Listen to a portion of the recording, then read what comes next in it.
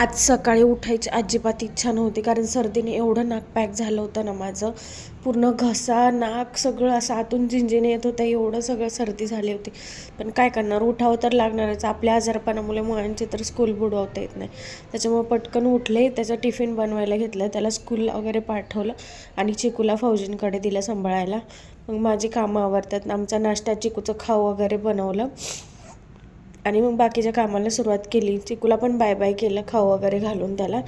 फौजी त्याला फिरायला घेऊन गेले गार्डनमध्ये आणि मग नंतर माझी कामं आवरली थोडीफार. त्याला झोपवलं, झोप होईपर्यंत स्वयंपाक वगैरे केला आणि मी पण उन्हाला येऊन बसले. जरा कफ खूप झाला होता, त्याच्यामुळे उन्हाला येऊन बसल्यावरती जरा बरं वाटेल म्हटलं. आदू पण आला होता स्कूलमधून तेव्हा. आदू छान असं दादासारखं त्याला सांभाळत होता. मस्त चहा पार्टी केली आणि फौजींनी झाडांना पाणी घालून अक्षरशः सगळा तिथं ओलं करून चिखल केला होता. चिकू तर ना पूर्ण पॅन्ट सँडल सगळं चिखलात भरून आला होता आणि आल्यावर परत अजून बाहेर जाण्यासाठी रडत होता. संध्याकाळी गार्डनला गेलो, असे मच्छरांचं मोहळ दिसतं कधी कधी. खूप जास्त मच्छर येतात कधी कधी. पण काय करणार, ह्या मुलांना पार्कमध्ये नेणं तर मॅनिटरीच असतं, कारण घरात जर बसून ठेवलं दिवसभर आणि संध्याकाळचं पण तर खूप त्रास देतात.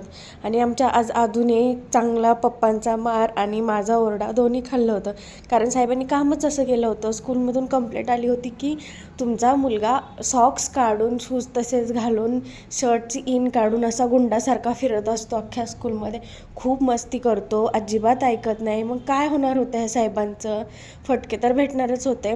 नंतर मी पण दवाखान्यात गेले, कारण खूप जास्त सर्दी झाली होती, मला सहनच होत नव्हतं. त्याच्यानंतर काही वस्तू घ्यायच्या होत्या. वस्तू म्हणजे काय, खरं तर बॉटल क्लिनर घ्यायचं होतं, पण ह्या असल्या का सगळ्या वस्तू दिसल्यावरती माझ्यासारख्या गृहिणीचा हात तर राहतच नाही बाबा, की असं काहीतरी शॉपिंग केल्याशिवाय. येताना मोमोज आणले होते, पण आधुने आमच्या बॅग हलून हलून कसे हाल केलेच होते मोमोजचे.